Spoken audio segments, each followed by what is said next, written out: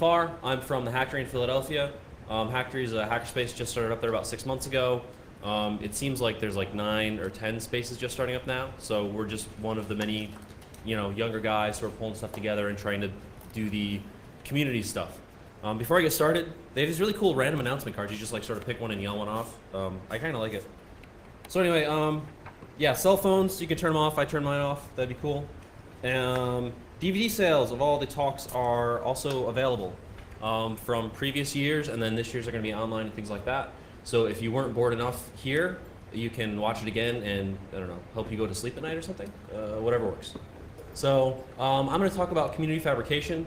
So I'm going to start with my credentials. I am, as you can see, well prepared to talk about this. I spent years studying this topic, and I didn't just get interested like 3 or 4 months ago and just finally get a Fabber like 3 weeks ago.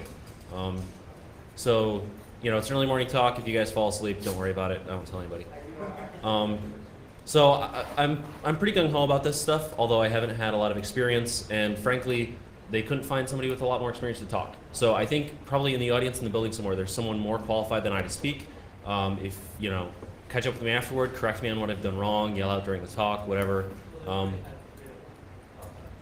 great, see? So they must have just put me in as filler this morning then, so they could, I've been downstairs babysitting the hackerspace for the Hackery, so unfortunately I've missed those talks that have happened already. I'm going to talk a little bit about the community aspect of it. It sounds like people have already covered some of this sort of thing. So yeah, what is community fabrication? Fabrication is, building things, fabricating things out of hardware. Community fabrication is the idea you have somewhere you can get to do this that hopefully isn't, like a huge cost facility. Hopefully there's an idea of exchanging ideas. It's not, locked behind doors. It's about not only the ability to grab the tools, to use the tools, to learn how to use them, but to bounce around ideas to communicate with people. There's a lot of things that you can do as an individual, but I think people in the software community are coming to realize pretty hard that when you have other people to bounce ideas off of, when you have other creativity, when you have other angles on the same problem, you can come up with totally new, totally cool solutions. There's some examples of existing projects that are sort of the community facility style of this. South End Tech in Boston is basically a little tech community center. They have a bunch of fabrication tools that I'll get into a little bit later. They're sort of aimed at students. They're aimed at an outreach program. They came out of the MIT Bits and Atoms program. And the idea is, the outreach for getting these technologies for building stuff at the campus was to take it out and, get kids hands-on and teach them some stuff. It's turned out to be a really big success. Kids come and they build really amazing, cool stuff that people would not have thought of otherwise. It's just out in the community. It's like a community center. Sustainable South Bronx is right here in the city. I don't know much about it. If anybody does, feel free to yell out. As far as I understand, it's another one of those centers where it's a community center. It's tied to a school. There's a lot of community colleges around the U.S. in Michigan, Iowa, places like that, that are building this sort of a fabrication lab at their school. Some of them are doing a really cool job as a community college and like making it very accessible to people in the area. Some colleges, not so much. There's a bigger barrier to entry, but that's another set of the sort of, in the community out there just floating around. There's also, the commercial versions of this. There's Tech Shop out in California. They're building like 8 or 9 new places across the U.S. in Seattle and North Carolina. They're building a couple more in California now. It's like a tool gym. You go, you rent the equipment. I've stopped by and I've checked I checked out their San Francisco location, and they're pretty cool. Like it's not, it definitely is a paid gym. It definitely is someplace you're gonna have to, put a couple bucks down every month to get into. But you can get in, you can do stuff. There's a community aspect. There's lounge areas. People are really friendly. People are really helpful. There's Crucible. There's a lot of little random places that sort of fit into this that are not coming at it from a fabrication end, but are coming at it from a craft end. There's woodworking shops all over the place. There's places that do ceramics, things like that all over the place. To me, these all sort of fall into the fabrication chunk of things. Like, yeah, maybe they're not making things out of plastics, maybe they're not making high-tech stuff, maybe they're just making stuff to sell on Etsy, but they're making stuff. There's a knowledge base there, there's skills there, and there's the idea that like, hey, bouncing ideas off, working around, we can do stuff better. I think we can pull ideas from all these guys as we pull the hacker aspect into it, and as we start to look at like, okay, well, what can we mess with? What can we tear apart and rebuild, and what can we like, figure out? So for the modern Fab Lab, there's sort of like four main style of tools that it really kind of takes all of them together to make a really, it's sort of like, you know, critical mass. One is the laser cutter, plasma cutter, water jet cutter. They're basically, it's a sheet metal cutting. You get a substance, and then you can cut designs out of it, out of a flat, you know, a flat thing. And then of course you can stack those, you can roll them, you can deform them other ways. But the you know, cutting of a sheet surface is like tool zero. CNC machines for cutting a block of material down are another big thing that it's sort of almost every space needs to have. You know, you get whatever it is, wood, metal. You can use a CNC machine. You can, you know, set up, program things in the machine, and it cuts it right out for you. There's a lot of layers, a lot of variety of this. You can get a $5,000 machine from Sears that'll get you started, or you can get, you know, the $100,000 Pro Tool, takes up a whole room. There's a whole range of these things. 3D printers are what I'm interested in. That's basically depositing material to build up a structure over layers. There's a lot of unique problems.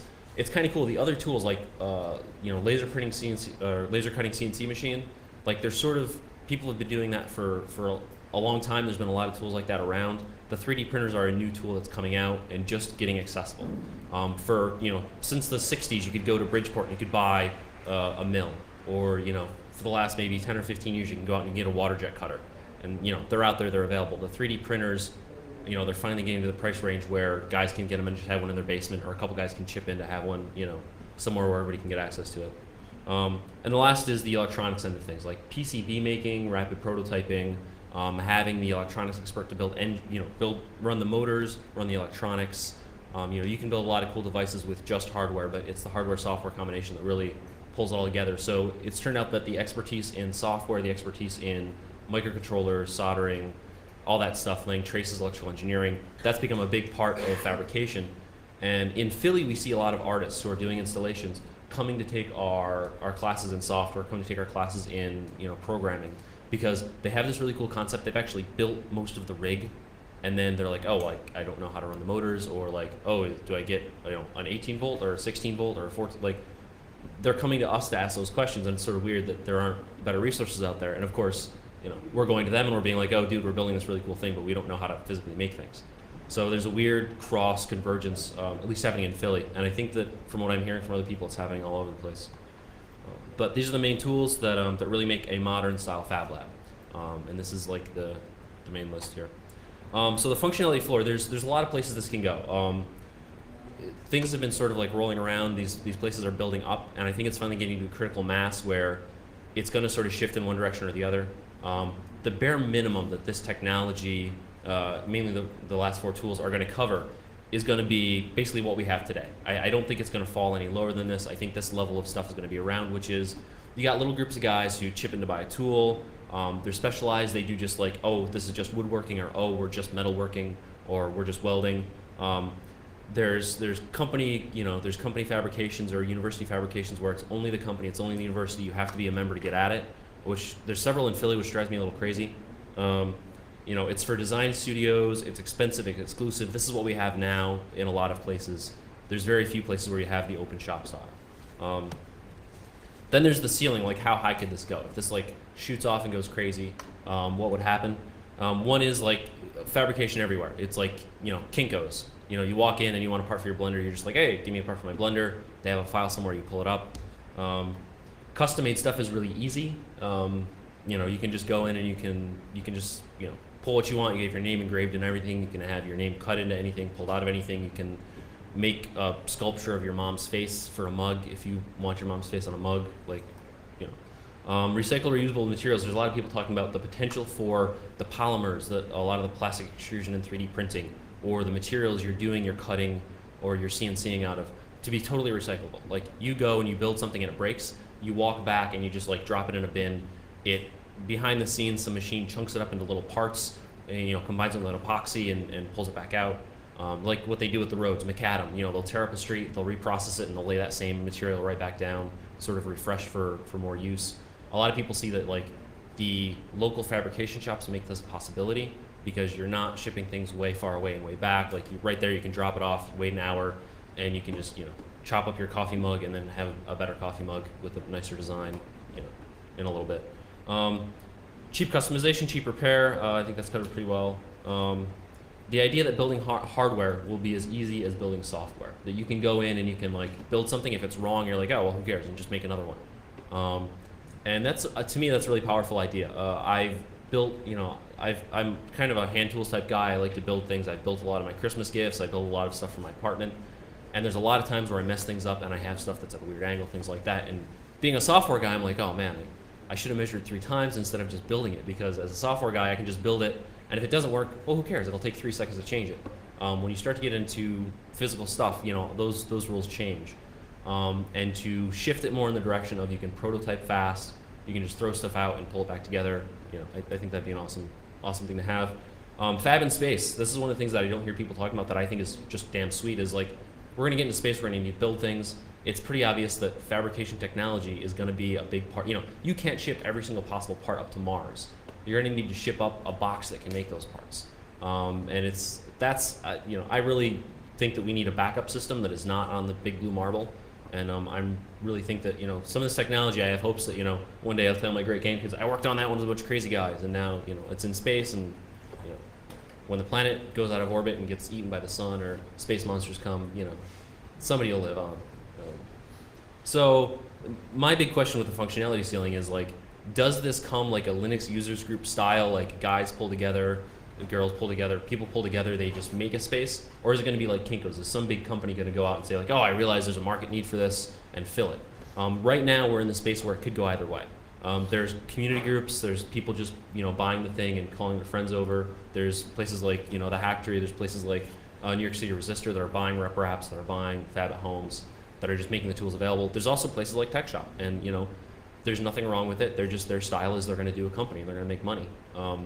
And I sort of feel that the next couple of years are sort of going to be a breaking point to see if Tech Shop can make like a commercial enterprise, or places like that can make a commercial run for it, or if it's going to sort of fall into the community group hands. So I'm going to talk a little bit about 3D printing, because that's something I know at least a little bit about. So this is basically rapid prototyping by extruding layers of plastic. If someone is talking about a rapid prototyping machine, they're usually talking about like a $60,000 to $100,000 machine. These are the stuff that design studios have, that architectural firms have, that the big places that do industrial design have in their offices to put out their samples. They're very high precision. The plastics are usually a little bit more rugged. They get a lot of use. They cost a lot to maintain. These systems are really closed. If you want to, make something out of a new material, you want to experiment with chemical materials, things like that. These systems, a lot of times, they won't support it. If you jam it up because you're trying some new plastic that you invented, they're just going to tell you like, oh, well, it's not covered under your warranty. You have to pay for the repair, stuff like that. The next step down is like the 3D printers. This is starting to get in like hobbyist affordability, although it's really, the high end of that. Strata Dimension BST, as I understand, is sold out for like the next 2.5 years, 3 years. They're making them as fast as possible, but people are buying them up just as fast. Z Corporation, I don't know much about their machines, but it's another one of the desktop models. It comes with their software. You're using their plastic. 3D Systems, same idea. Like it's in a box, one-touch solution type thing. You just drop your CAD models and drop them in there, and they deal with maintenance. They deal with that stuff. Below that is like the do-it-yourself level, fabrication stuff. There's Fab at Home. There's Rep Wrap. There's Clanking Machine. Clanking Machine is going to be the lowest. That, like, in theory, you could build a clanking machine for like 300 to 600, and that's just basically you get the raw parts, you build it yourself. That project is still coming together a little bit. It's nearly there, and it's going to be out soon. Fab at Home, they just put out their Generation 2 machine. They have a box. It has a couple syringes that are extrude material. It lays down layers. It's not as precise as the huge commercial machines, but you can put anything you want in there. You can try new materials. You can try doing things like replacing the head with a printer head because you want to print different chemicals. You can, guys have refit it with like a candy fabric style melter, so they can like put in a substance and then melt it down rather than extruding a substance on top of layers. It's really easy to open up and mess with. And Rep Wrap is the same way. Rep Wrap's goal is to make a machine that'll replicate itself. Same sort of thing. It's simple parts. All the parts should be made out of the same plastic they make. They actually did like Replication 0, They took one rep wrap and they made a second rep wrap, made all the plastic parts for it. They had to cut down the metal and do a little bit of the engineering work a little differently, but you know, a rep wrap can basically make itself at this point. So the 3D printer's dream of where this could go, this sort of goes also with the floor ceiling thing, is you know, world domination. Like this could be the thing that saves everybody. And you know, green technology, face down mass production with localized production, and you know, it would be cheap and easy to produce here. Get us into space. You know. Sustainable local production of goods, like local economy, having the guy making the stuff a couple blocks away instead of across the planet. All that sort of, you know, feel-good type stuff. Teach our children, wash our clothes, shave our cats. Just, you know, solve all the world's problems in one go. And this is what a lot of the guys are talking about. And I think it's out there. That could happen. That could be what I think there's a good case for that. And I think that's what people talk a lot about. What I'm sort of interested in is like more of like what's happening now. 3D printing is a little bit difficult to use. It's really cool. You can make some really good stuff with it, but like it's not trivial. It's not you just press a button and stuff pops out. You have to, you know, you have to mess with syringes. You have to mess with the plastics. Stuff doesn't print right the first time. You have to go back and try again. It's not, you know, it's not just totally simple stuff. You do need technical skill to run this stuff. The software is a little wonky.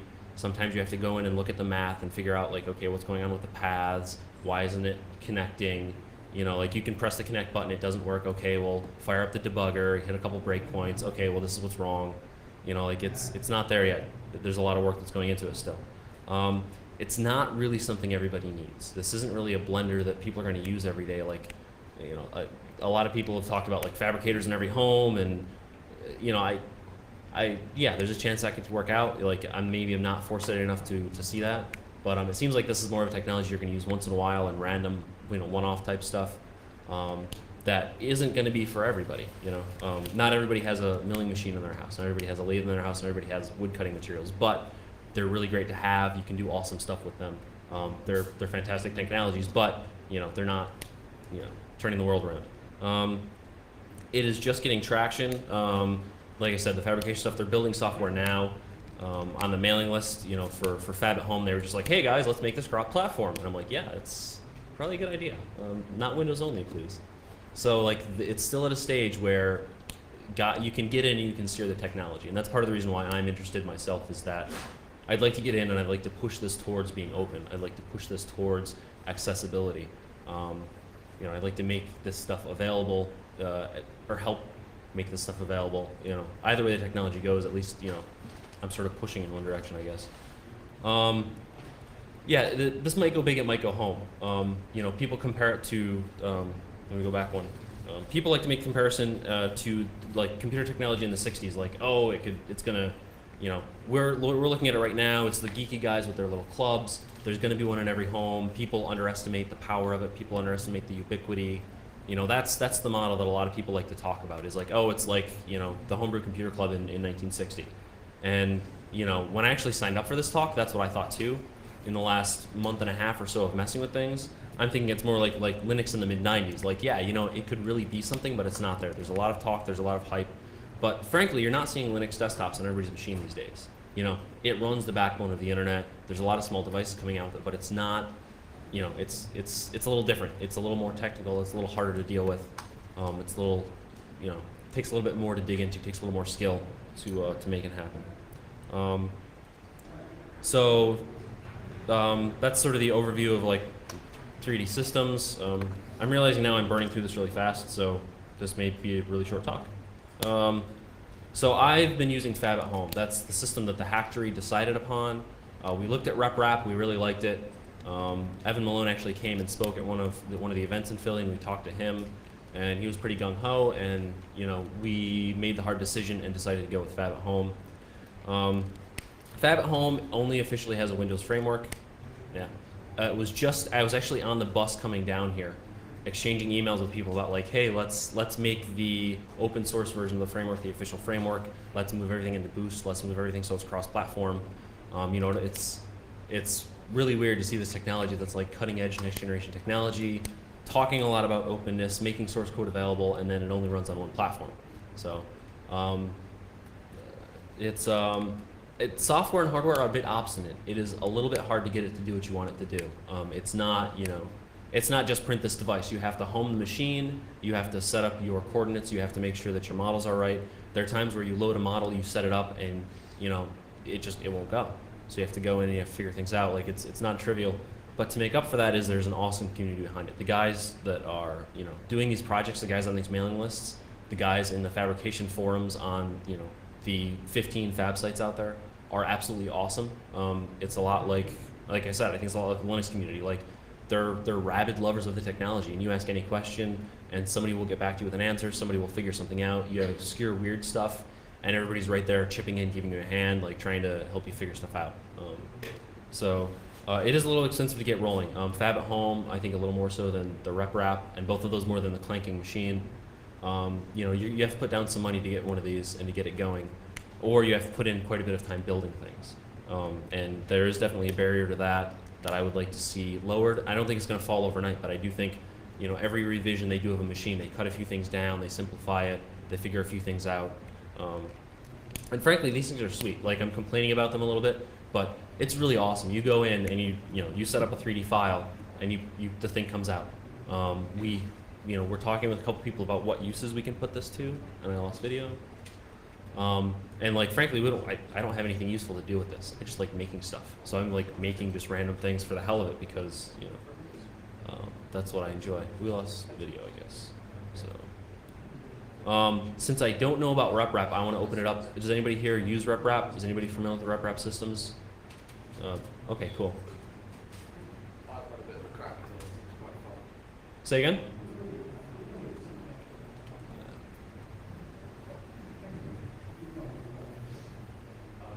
I helped with somebody, I think it was one of the tracking things. Cool.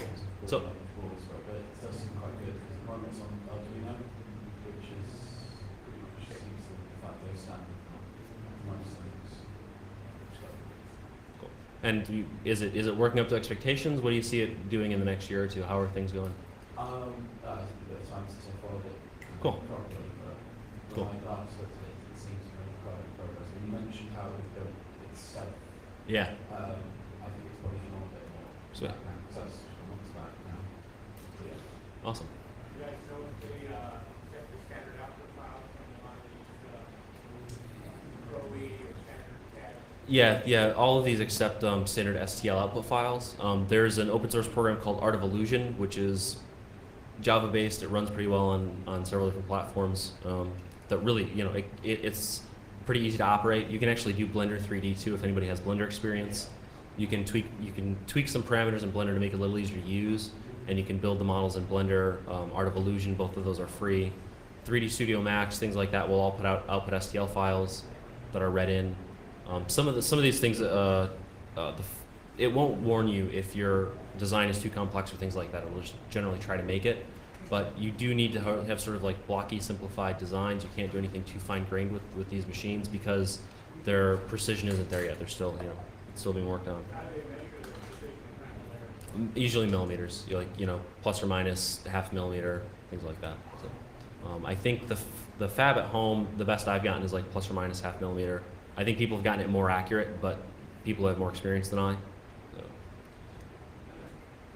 Sure. I've used rapid prototype machines around university. Sweet. And to print a lot of stuff, they have to take into consideration the grain correction. Really weak in wind correction. Yeah. I've never used one with fab at home, so I don't know if that's still an issue. And then also, like I've used a 3x3 cube puzzle that took like 18 hours to print. Yeah. So I don't know, like that's kind of a barrier. Yeah, definitely. And it's definitely it's not a perfect technology. It's still growing, and I think that's so your cube, did you design it like just out of STL files and threw it together? SolidWorks and then exported as STL file. And you said 18 hours? Yeah, it was several people. Nice. Sweet. Has anyone done an actual cost benefit, referring to the greenness of the product, has anyone actually done a cost benefit analysis on how much energy is used? Like, if you compare like a RepRap to, say a RepRap uses 100 joules Yeah. to make the thing compared to a factory that uses a megajoule, but it puts out 1 million a day, and then it costs 10 megajoules to ship chip. Right. You're still talking about an order of magnitude more energy to produce it on a rep wrap Yeah. versus even though you're not shipping them, because the demand for the stuff is still there. And if everyone goes out and gets a rep wrap, Right. then you increase the energy usage by an order of magnitude. Yeah, exactly. Have you done any studies on this? I've seen, I've actually talked with guys and done some back of the envelope calculations, but I don't think there's been any real official study on this. And the general agreement is also like this stuff really isn't green right now. Like there's the potential, there's that like pie in the sky, we're gonna get there, and there's totally a chance. That's what I'm voting for, but it's not there yet. A lot of the materials they're using are kind of nasty materials. You read the MSDS sheets on this, and it's like, I don't really know if I want to be breathing this in too much. I'm gonna turn on a fan. They're really cool stuff, but it's that's something that needs to be worked on. You said they're nasty materials. I know I guess the tradition for rep wrap machine is the first thing you drink is a shot glass and take a shot out of it. Is that? No, once they harden, they're not too bad, and like I don't think a little bit of material from like taking a shot glass or like eating off of something. I've printed things, then I print some chocolate thing, and I'll eat the chocolate because I use chocolate for test printing. But it's the sort of thing where like if you're making 40 million of them, or if there really is one of these shops on every corner, like what happens or what does that add when everything comes out?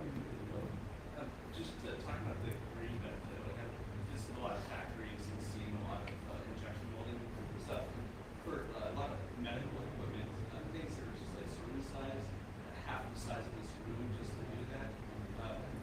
We have such an incredible infrastructure to do this kind of stuff. You'd have to take into consideration like how much energy goes into processing like to make those things. Unless they're making billions of them, you may actually be better off. Oh yeah, for small parts, obviously, but I mean, I have a hard time imagining we'll ever get a rapid prototype 3D printer machine that is so efficient that it can beat out like Chinese mass production. Because I mean, the whole point of mass production is that overall the cost is massive, but the cost per item is tiny, so that obviously takes into account the energy as well. So for stuff like that, like one-off printing of repair parts, I don't do that. But eating like Chinese Disney toys, like that they make 10 million of them and sell 1 million a day, I have a hard time seeing anything like that. And back a little bit to the materials, I think the rep also have a lot of the stuff they've done in terms of materials they're using polylactic acid, which is biodegradable. You can synthesize it out of cornstarch. Very cool. Very cool. Excellent. So basically, when you're done, you can chop back up and it'll biodegrade, or you need to do other process too. Sweet. Oh, that's excellent, man. Yeah. So yeah, I think there's potential. This is exactly what like my interest in it is because I don't think it's a one-shot solution. I think that right now the technology is growing, and I think that the hacker community should get interested in steering it because Linux is an awesome tool. It's out there. Anybody can grab it. It has given a lot of power to a lot of individuals. It has pulled, it has leveled the playing field. Like you can learn stuff. You can get access to knowledge. You can get access to tools, using Linux that you can't get otherwise. Art of Illusion, Blender, things like that. They're tools on top of tools. I think a lot of these other 3D programs wouldn't have happened unless somebody looked at Linux and was like, oh, dude, you can actually pull this off. And for me, like that is what I see my interest, and I hope to get that interest sparked in other people to be like, all right, the technology's here, and we gotta we gotta lean it in the direction that is cool for us, that gives us the ability to make what we want, to figure out what we want, to play with what we want, rather than like letting it just naturally lean towards some commercial system where you have to ship it off to Iowa to get repaired if you play with something you're not supposed to play with. So yeah, I don't have much more slides. I really wasn't expecting I would have a whole hour for a talk, so I didn't plan a whole hour for a talk. I was wondering, do people want to hang out and talk about this? Does anybody else have comments or ideas on this? You want to grab the mic, dude, since you're in the back? I was just wondering about your space in Philly. 2 questions. Do you have a legal structure, and what's the listing thing? Okay. We do not have a legal structure. We are umbrellaed under a local nonprofit.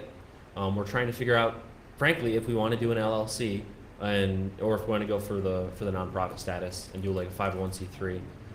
Nobody's going to really make any money off of this. Like, I don't think there's potential. It's just a lot of fun.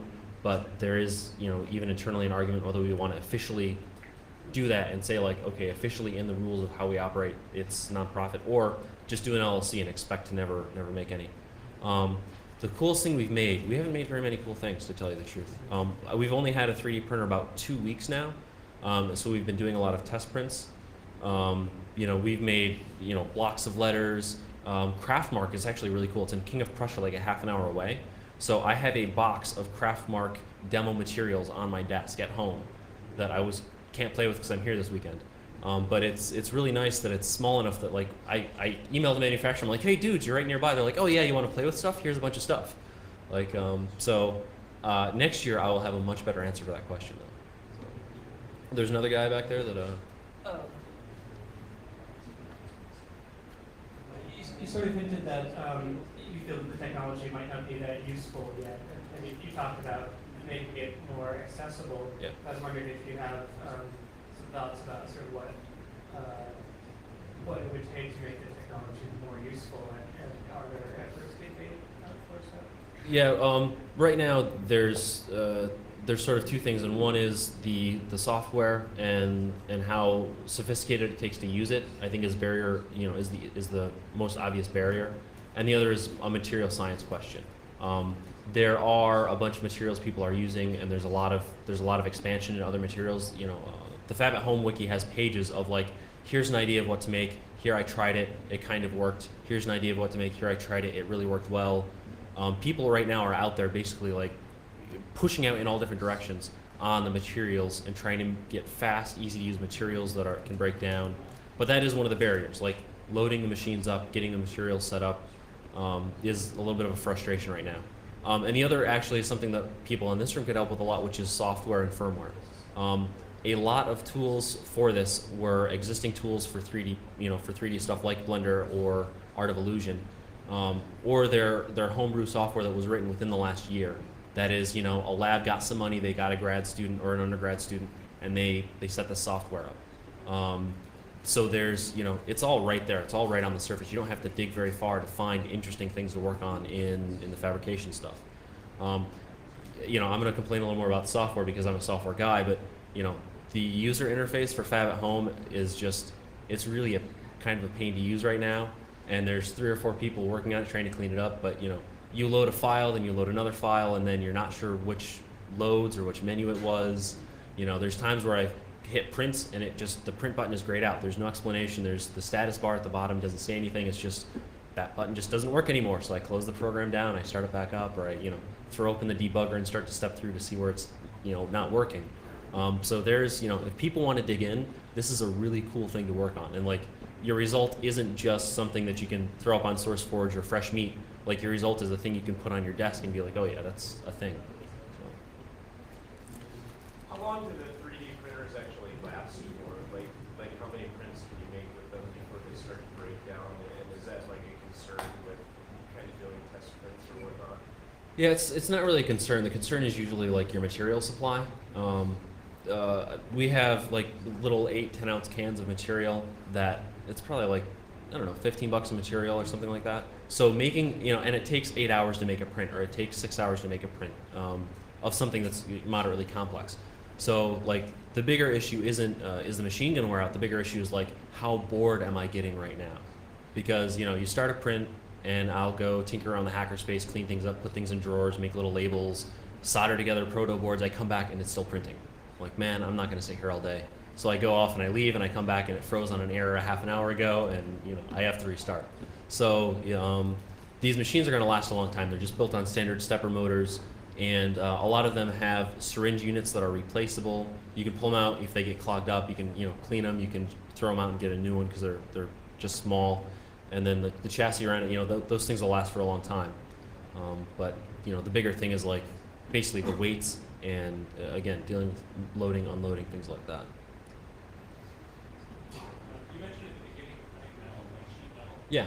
What's like the cheapest way to get set to type metal? You can buy, so the big barrier on that is what size you want. You can buy from Sears a little $3,000 unit that can do about maybe 10 inches by 12 inches. And it's right, you just go to Sears.com, order it, it comes in. It actually, from what I've heard, has halfway decent software. If you want like a table size, you're going to get to about $5,000. And that's going to be the cutting system without a background table, without the bench base, without things like that. You want all that, it's going to get to about 7,000. I was looking just the other day at getting a, 48 by 30 cutting surface. I was like, oh wow, $5,000 is cheap, but that's just the machining on the top. You really have to have a very stable base to run these on, because the way the motors like slew back and forth, they tend to pull and shake things apart. You can throw together a wooden table, but it's probably going to pull itself apart from movement in a few months, and you're going to get very, much less exact cuts out of it. So again, like $7,000, it isn't much, but is it really something that you want in your own garage, or you want a bunch of people having in their own garage, or is it better to pool it together, get some space somewhere several people can get to, and pool your money, pool your effort, and centralize. I was wondering if you've heard of the gingery foundry. In gingery, it's basically the retro 50s. There's a set of books by a guy, Ted Beck, Big Gingery, and it was basically how to set up a metal shop, a forge, Excellent. sheet metal cutting, all kinds of metal fabric, and you build it from scrap, like garbage. The first thing you build is the foundry. You melt down the metal, then you build the lathe, and you actually build the lathe in steps, and the parts that are built by the lathe are parts for the lathe itself. And it's very similar to a raft, but with metal, and it was done in the 50s. I would love to I have to make sure I write that down afterwards. Catch up with me, because I want to grab that. There's two projects that are like leaning in that direction. Two things that makes me think of. One is in one of the Terry Pratchett books, they talk about dwarves, and like all you need for a dwarf to be successful is a fire. So with a fire, he can make a forge. With a forge, he can make tools. With tools, he can make better tools. And give him like 2 years in fire, and a dwarf can make anything. And that's very much the same idea, like bootstrapping up. There's a program that is based on doing that out of old car parts, and it's centered on getting that technology into Africa, where they have scrap stuff that comes down and gets torn apart by hand. And same idea, you start with a drum brake, and you start with just setting a fire under a drum brake, and then you get some of the softer metal from the cars, and you work your first set of tools, and then from there you can build more. So like that idea is, it's an awesome idea, and it's not dead, it's still floating around. Yeah. Anybody else? I thought I saw hands up. Yes. So if I don't have like 3,000 put into a desert cutter or kind of thing like that, do you recommend the scroll saw for any parts which that would avoid? Yeah. Okay. So the Hacktory in January just got our space donated. The nonprofit that we're umbrellaed under said, we have a third floor. It's completely trashed. Why don't you go up there? And I had $50. That's all we had. And our decision at that time is we decided to build a vacuum former first. We got a vacuum former and a jigsaw, so we could make plastic forms and then cut them out and sand them down. From there, in that regard, our next tools are going to be a scroll saw, and we just got a chop saw. So I think a jigsaw is a nice first step tool. A lot of places have chosen, a lot of guys who are doing their own home shops have chosen to go first with a non-motorized CNC machine, and then they build motors onto that. And like that is, they're learning how to use the technology, they're building it themselves, and they're doing it on the cheap because they don't have much off. So yeah, I would say scroll saw probably would be one of a few good options to go with. Anybody else? Do you know anything about building your own CNC machine? Yeah, I spent quite a bit of time like looking at the different options for that. And frankly, what I came down to is we don't have the time to do that. There's a lot of good projects, and there's several websites out there that are centered on the do-it-yourself CNC style. And it's totally doable. You can just go out and get the machine, you can buy the engine parts, there's software, there's tons of examples. There's guys that do everything from like designing their own boards through, you can buy like pre-built motorboard sets that'll run off something like an Arduino or just off a old parallel port. So you can, like the make controller board, I know I saw this a couple weeks ago, that you just use the make motor controller. So yeah, there definitely is a good potential for doing that. It's pretty straightforward, but it's a big investment in time. One of the things that again, coming from a software background, like I was sort of overwhelmed at the time it takes to make some stuff. Like with software, if I know what I'm building, I can just sit down, I can do it. With mechanical stuff, I severely underestimated the difference between like knowing how to do something and actually having it done.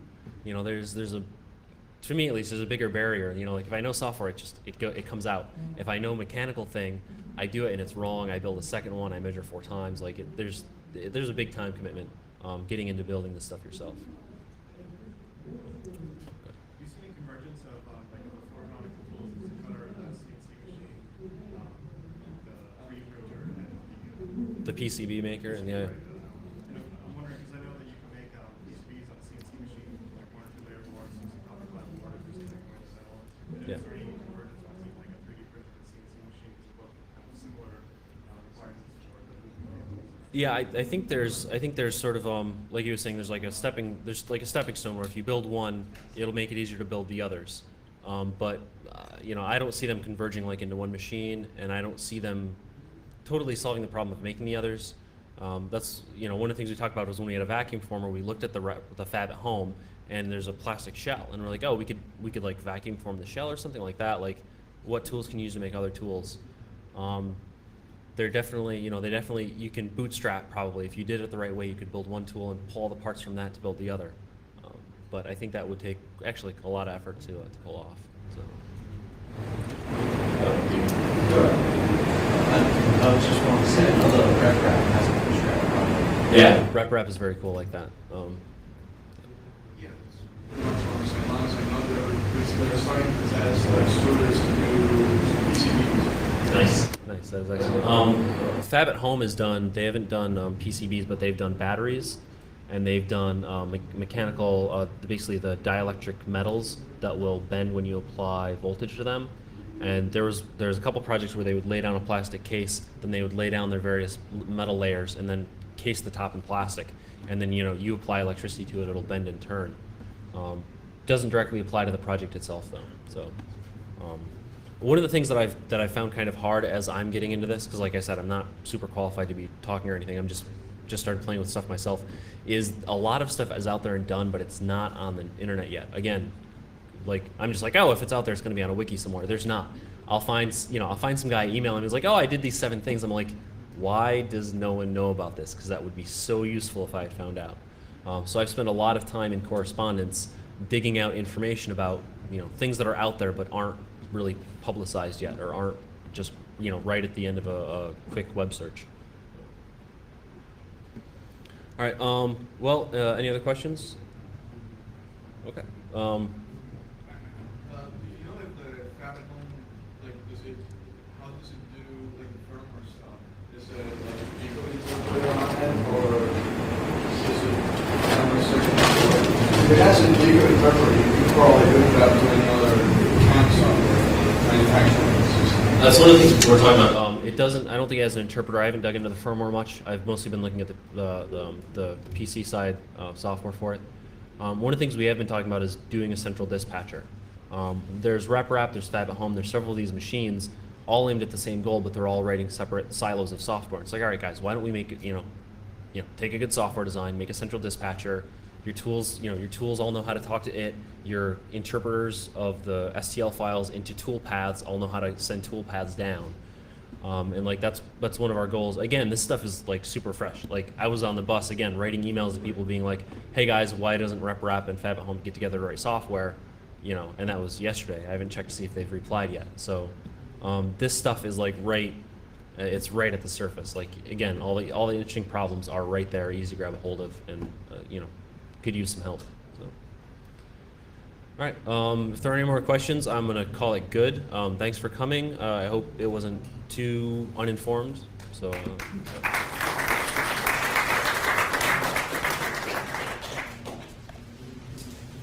So I'm an industrial design student. Awesome. So like